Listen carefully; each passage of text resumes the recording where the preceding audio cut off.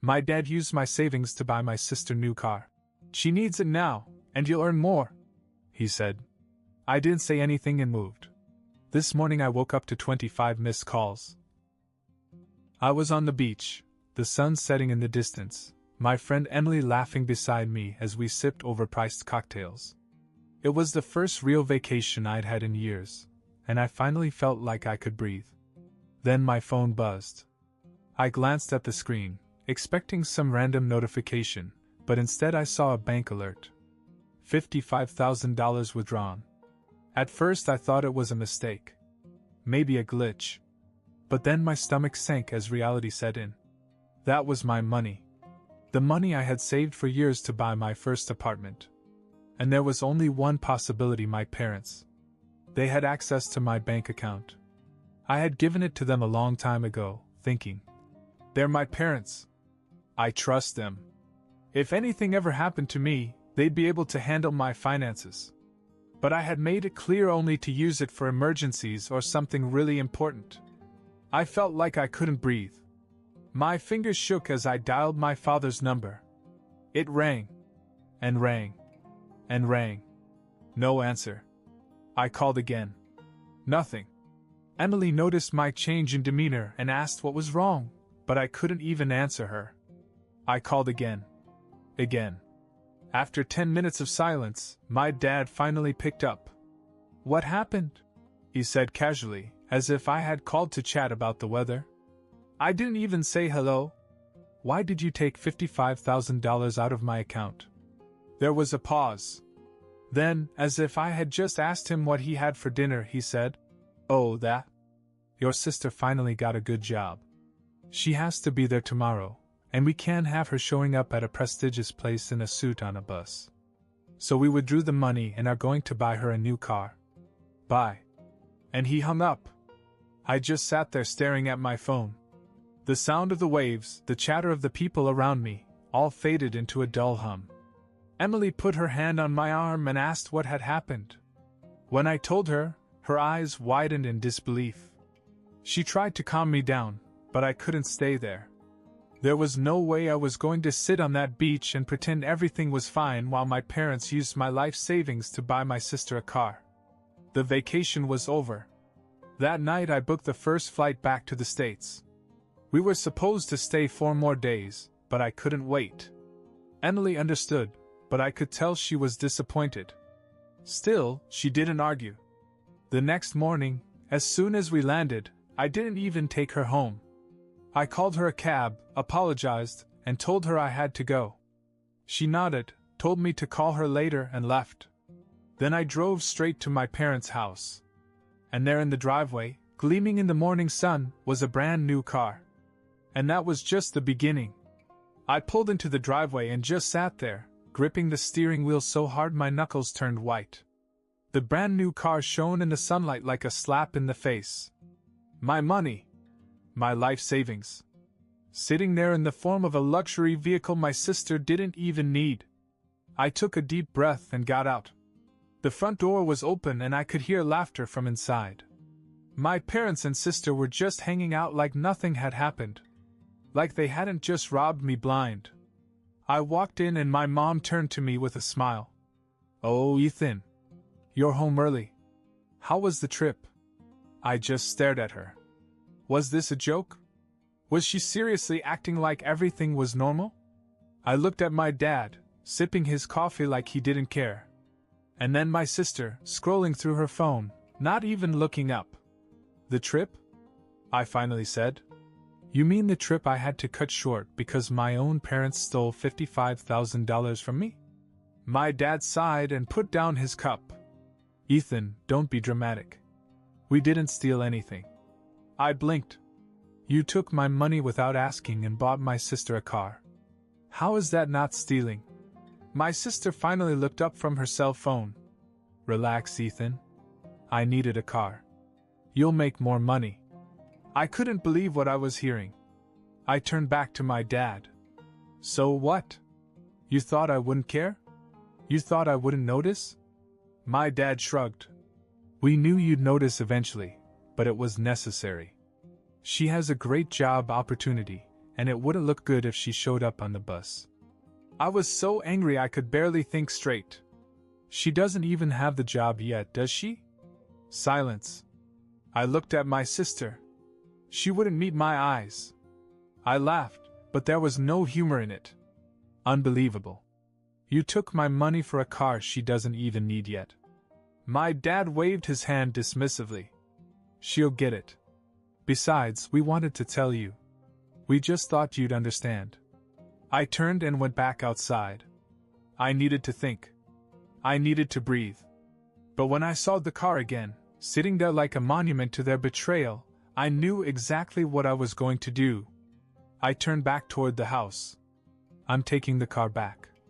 My sister shot up from the couch. What? My dad frowned. Ethan, don't be ridiculous. I'm serious. I said. I'm giving it back. Right now. And before they could stop me, I grabbed the keys off the counter and walked out the door. That's when all hell broke loose. Before I even got to the car, my sister came running after me, screaming my name as if I had just announced that I was selling her organs. My parents were right behind her. You can't take it, she yelled, grabbing my arm. Watch me, I said, shaking her off and unlocking the car. My dad stepped in front of me. Ethan, be reasonable. It's already paid for. It's done. I laughed. Oh yeah? With whose money?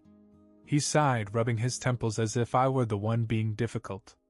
Just let it go. You'll earn it back. Your sister needed it. I pushed past him and got in the driver's seat. My mom yelled something, but I didn't listen. I started the car, backed out of the driveway, and drove away. My heart was pounding. This wasn't how I imagined spending my first day back, but if they thought I was just going to roll over and take it, they were out of their minds. I went straight to the dealership. All the way there, my sister kept calling me. Then my mom. Then my dad. I ignored them all. As I pulled into the lot, I felt a small wave of relief. Maybe this would be easy. I'd explain the situation, return the car, get my money back, and be done with it. I walked in and found a salesman. I have to return this car. It was bought with my money without my permission. The guy frowned. All right, sir, do you have the bill of sale? I shook my head. No, my parents bought it. But it was with my money. I have the bank statement showing the withdrawal. He nodded slowly. Okay, let me check the system. What's the name on the purchase? I gave him my father's name. He typed for a moment, then stopped. His face changed. I didn't like that look. Sir, you're not the owner of the vehicle. I stared at him. What? He turned the screen a little so I could see. The car was registered to my sister. I felt like I had been punched in the gut. No. That's impossible. You bought it with my money. I understand, he said. But legally your sister is the owner. Only she can return it or sell it. I took a step back, my hands shaking. My parents hadn't just stolen from me, they'd made sure I couldn't even take the car back. My phone buzzed. My sister. Again. This time I answered. You registered the car in your name? She giggled. She really giggled. Duh. It's my car. I hung up. I couldn't even speak. I got back in the car and just sat there. My own family had tricked me. They took my money, bought a car, and made sure I had no legal claim to it. But they underestimated me. I took out my cell phone and started making calls. If they wanted to play dirty, I could play dirty. I sat in the driver's seat, gripping the steering wheel so tightly I thought it might break in half. My own parents had legally barred me from getting my money back. My sister's smug little giggle was still ringing in my ears. I wasn't going to let this go. I started making calls. First, my bank, maybe I could dispute the withdrawal. No luck. Since I had given my parents access, the transaction was technically authorized. Next, I called some friends to see if anyone knew a good lawyer. Most of them were as shocked as I was, offering sympathy but not much help. Finally, my friend Mark came through. I know a guy. Real aggressive. You'll like him. He sent me the number, and I didn't waste a second. I called right there in the dealership parking lot. The lawyer, Tom, picked up after 2 rings. Tell me everything, he said. I laid it all out, my parents taking my money, buying the car in my sister's name, locking me out of getting it back. Tom listened, then said, "This isn't just a civil case. This could be fraud." That got my attention. I put him on speakerphone and went to my parents' house. My mom, dad, and sister were sitting in the living room, probably expecting me to come back defeated. Instead, I leaned against the wall with my arms crossed and said, "Hey, Dad? Mom? Sis? Say hello to my lawyer." Their faces fell. Tom didn't waste any time. "Mr. and Mrs. Carter, your son has informed me of your recent unauthorized use of his funds. As it stands, this could constitute financial fraud, theft, and misrepresentation. If Ethan decides to press charges, you could be in serious legal trouble." Silence. Then my sister snapped. "He wouldn't do that. We're family." Tom laughed. "Family doesn't steal 55 grand. My dad cleared his throat. "Ethan, be reasonable. This is unnecessary." "No," I said, staring straight at him. "What's unnecessary is that you think I'm going to let this slide." Tom continued, "Well, we have options here. Ethan could take civil action, which would be expensive and public, or you could resolve this immediately. The car needs to be sold and the money returned, or we'll take legal action." My sister's face turned pale. My mother looked like she was going to cry. My father, for the first time, looked genuinely unsure. I let the silence drag on. Then I looked at them and said, "You're screwed." And I meant it. My dad crossed his arms. "We're not selling the car." Tom sighed on the phone. "All right. Ethan, I'll start drawing up the legal papers. This will go to court." My mom panicked. Wait. Let's talk about this." Tom didn't even acknowledge her. "Ethan, you need to document everything. Every text, every bank statement, every conversation. We need to prove intent." My sister jumped. "What does that mean?" I grinned. "It means I'm going to make your life very difficult." And then I walked out. I wasn't bluffing. I went straight to Emily's house. Her parents were there, and when they saw the anger on my face, they immediately sat me down. I told them everything. Emily's father, Mike, used to work in finance. He listened, nodded, then leaned back in his chair. "They think they're smart, but they're idiots." I looked at him. "What do you mean?" "They bought the car in your sister's name. But they used your money." I frowned. "Yes, that's the problem." "No," he said. "That's the solution." Then he told me exactly what to do. The next morning I was at the DMV when it opened. I asked for a record of the purchase of the vehicle. Since I had proof that my money had been used, I filed a fraud report. They flagged the car, which meant my sister couldn't sell it, transfer it, or do anything legal with it until the issue was resolved. Then I went to my bank and froze the rest of my account, preventing any further withdrawals from my parents. By that afternoon, I had filed a police report for unauthorized use of funds. I didn't press charges yet, but I made sure it was on the record. That's when my dad called. "You went to the police?" "Yes," I said, sipping my coffee. "And the DMV?" "Oh, and my bank." He lost it. "You're tearing this family apart over a car?" "No," I said. "You did that when you stole from me." My mom got on the phone and sobbed. "Ethan, please, we didn't think it would come to this." I almost laughed. "You mean you didn't think I would fight back?" Silence. Then my sister picked up the phone, her voice shaking. "You locked the car?" "Yup." She screamed like an infant. That's when I knew I had won.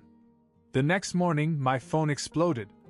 My dad, my mom, my sister, they were all calling and texting me nonstop.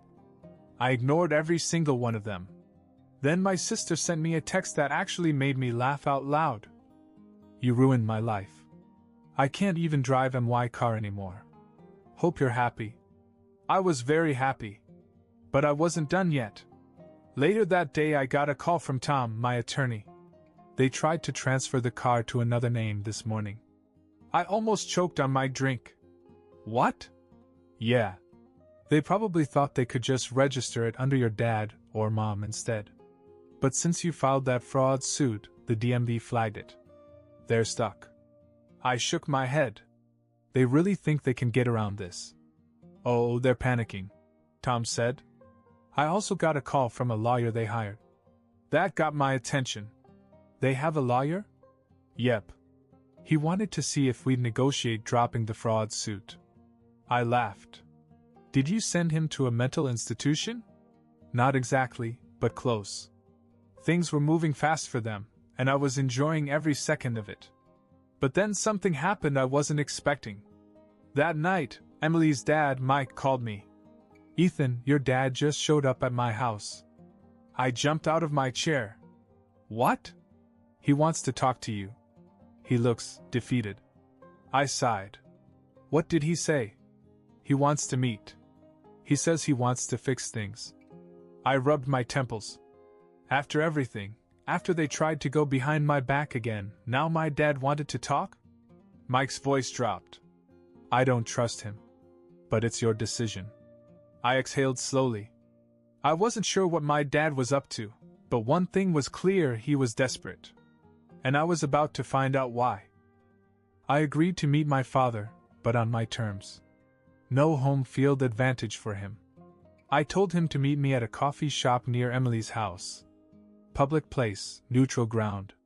He showed up looking 10 years older, as if the stress of the last few days had eaten away at him. He sat down, rubbed his face, and sighed. Ethan, this has gone too far. I sipped my coffee. No, it hasn't gone far enough. He shook his head. Your mother is a wreck. Your sister is in pieces. You really want to drag this through the courts? You want to destroy this family over a misunderstanding? I clenched my jaw. A misunderstanding? You stole 55 grand from me. We didn't steal it, he snapped, then immediately lowered his voice when a few people looked over. We just borrowed it. I scoffed. You registered the car in her name. That's not borrowing. That's making sure I could never take it back.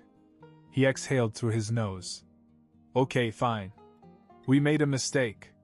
But your sister needs that job. She needs that car.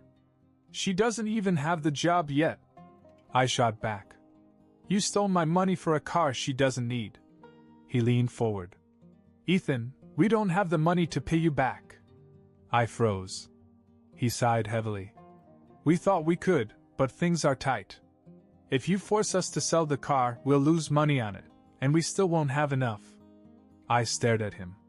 Then why the hell did you think it was okay? He didn't answer. He just sat there, looking miserable. For the first time, I could see the cracks in him. The fear. The regret. Not because he cared about what he had done to me, but because he realized he had backed himself into a corner. I sat back and crossed my arms. So what do you want from me? He swallowed hard. We need time.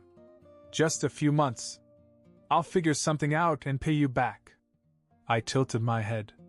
And I'm supposed to trust you after all this? Silence. Then he said something that sent a shiver down my spine. If you take this to court, we could lose the house. I blinked. What?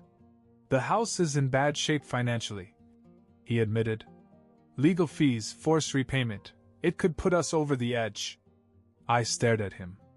I knew my parents weren't rolling in money, but I didn't know it was that bad. For a brief second, I felt something close to guilt. Then I remembered what they had done to me. I took a slow breath. That's not my problem. His face fell. He had expected me to give in. I stood up. You have one option. Sell the car now and return whatever money you can. If you don't, I'll take this all the way and I don't care what happens to the house. His hands clenched into fists. Ethan, please. I walked out. I had given them an out. If they didn't take it, then whatever happened next was on them. I didn't hear from my dad after that meeting. No texts, no calls. Nothing. I figured he was scrambling, trying to figure out his next move. Then, 2 days later, my mom showed up unannounced at Emily's house. Her eyes were red, as if she'd been crying for days. She grabbed my hands. "Ethan, please, just drop it." I pulled away. "Did you sell the car?" She shook her head. "Your sister refuses." I laughed bitterly. "Then I guess we're done here." Tears rolled down her face. "You don't understand what you're doing. Your father is trying to refinance the house. If this goes to court, that's his problem." I interrupted. "Not mine," she sobbed. "But we're family." I just stared at her. "No, family doesn't steal from each other." She didn't have an answer. That night, my father finally called. His voice was tight. "We're selling the car." I exhaled. "Good. The dealership offered 20% less than we paid, but it's done." "That's not my problem," I said. He was silent. Then, finally, "We'll wire you the money tomorrow." The next morning I got the notice. $43,000 deposited. It wasn't all, but it was enough. Enough for me to cut my ties. I packed my bags, grabbed my essentials, and left my parents' house for good. Emily's family took me in without hesitation. Her dad even helped me set up a new bank account that my parents would never have access to. And just like that, I was free. A week later, my sister texted me. "I hope you're happy. We lost money because of you." I blocked her number. I wasn't just happy. I was finally at peace. After the money hit my account, I felt something I hadn't felt in a long time: relief. It wasn't the full $55,000, but I had enough to move forward. I wasn't going to waste any more time on people who saw me as their personal ATM. The next day I cut the last cord. I went back to my parents' house one last time, not to argue, not to fight, but to get the rest of my stuff. When I walked in, my father barely looked at me. My mom tried to guilt me one last time. "We were only trying to help your sister." I didn't even acknowledge it. I packed my bags, grabbed my papers, and left without another word. A few weeks later, I made a down payment on an apartment. Smaller than I had originally planned, but mine. Truly mine. I didn't tell my parents. They found out through a relative and texted me. My dad sent a simple one: "Congratulations." But my mom? She wrote a paragraph about how family should stick together, and how one day I'd regret cutting it off. I left her to read. And my sister? She never got the job. Turns out she wasn't even the first choice, and they went with another candidate. So all that? The stolen money, the car, the drama? It was all for nothing. I heard she had to buy a used car with her own money. Poetic justice. I wasn't angry anymore. I had my life back. And most importantly, I'd learned a lesson I'd never forget: blood doesn't mean trust. And I'd never make the mistake of trusting her again.